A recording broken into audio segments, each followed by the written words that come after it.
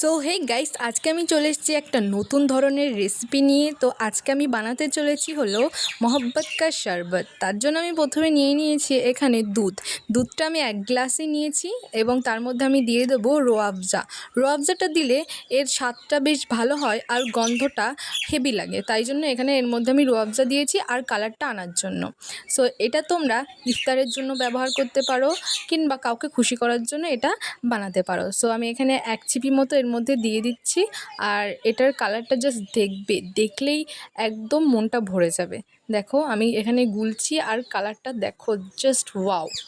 তারপরে আমি এর মধ্যে দিয়ে দেবো হলো চিয়া সিডস। আমি চিয়া সিড পাইনি, সেই জন্য আমি এখানে দোকানদার আমাকে দিয়েছিল, বললো এটা চিয়া সিডসের মধ্যনই কাজ করে, নামটা কি ইসবগুলের ভুসি, জানি না এটা কি, আমি জানি না। তারপর আমি এর মধ্যে দিয়ে দিচ্ছি হলো তরমুজটা আমাদেরকে খুবই কুচি কুচি করে কেটে দিতে হবে। আর আমি এখানে দানা ফেলতে ভুলে গেছিলাম, তাই জন্য এখানে আমি দানাটা ফেলে দিচ্ছি এবং তারপরে এর মধ্যে ভালো করে কুচি কুচি করে দিয়ে দিচ্ছি। এ দেখো, তাও দানা থেকে গিয়েছিল, আমি ফেলে দিয়েছি।